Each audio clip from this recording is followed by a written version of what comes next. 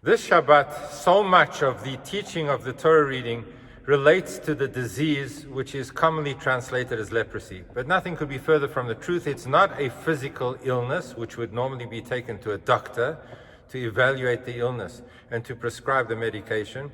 But as the Torah describes in this case, the symptoms are presented to a kohen, to a priest, and he would evaluate whether it is improving or not, and whether it requires further quarantining, for how long, and eventually whether there has been a resolution or whether there is impurity.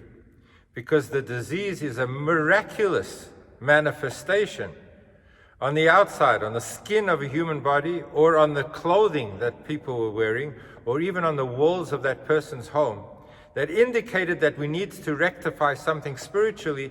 And it was that process of teshuvah, of repentance, that brought healing to whatever had been affected.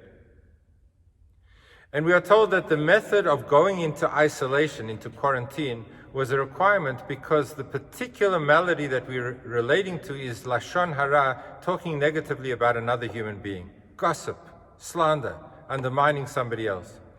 And as the commentaries explain, when one slanders someone else, one causes that person to be isolated from other human beings. One causes division between human beings and causes that person to become alone in a world, separated from people because of the negative information that one has imparted about them.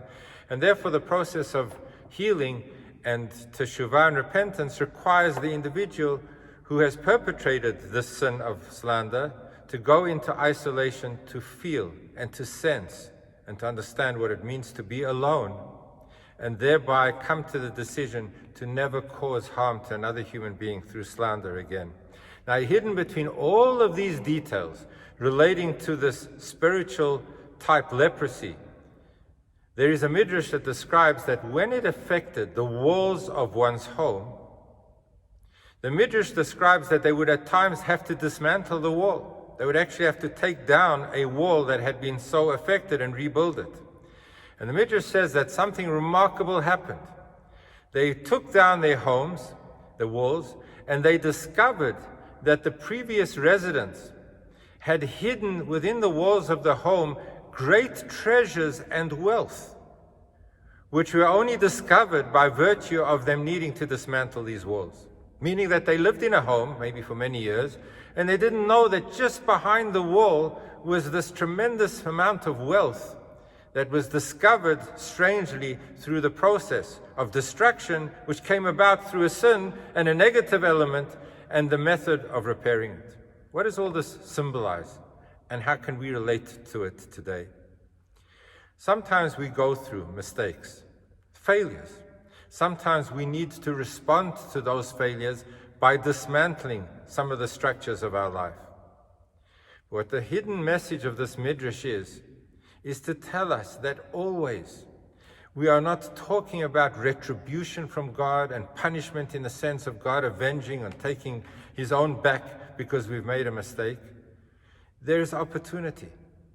And even the heart of mistake and perpetrating a sin can bring us to discover newfound strength that we would never have known about had we not made that mistake in the first place. Every situation in life, every failure, every setback, every problem, every pain, every difficulty can be seen only in terms of relating to what it is that needs to be fixed, but it can also be related to by saying, this is my newfound opportunity for growth. I can develop, I can discover something that might be just behind the wall that I never noticed. It's so available to me, but it is through the process of undoing what was previously a seemingly perfect structure that one comes to discover new opportunities of wealth. So let us relate to all the difficult challenges of life and see them, even the ones that we brought about and caused because of the failures, the bad mistakes, the choices that we made that were inappropriate. But now that I'm trying to emerge from it, I need to look at the situation, the scenario, as a newfound opportunity to develop and to grow and to discover strength that is uniquely part of this process.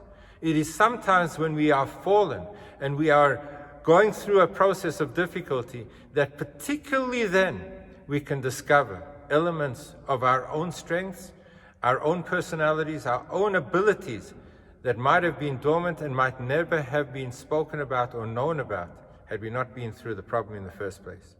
So yes, we talk about disease and we talk about all the ailments and we talk about a negative element of slander and the need to repair it. But hidden between all of the details of a long double-header portion this Shabbat is the element of focus. Whenever there is a problem, look for the wealth, look for the opportunity, look for the meaning that lies within it, because there might be some instruction and some opportunity and some grand new potential that will only be discovered by virtue of the difficulty that one has gone through.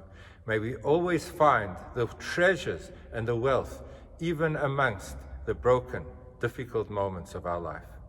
Have a beautiful Shabbos, and may the week ahead bring only healing and health and joy to Am Yisrael and to the world.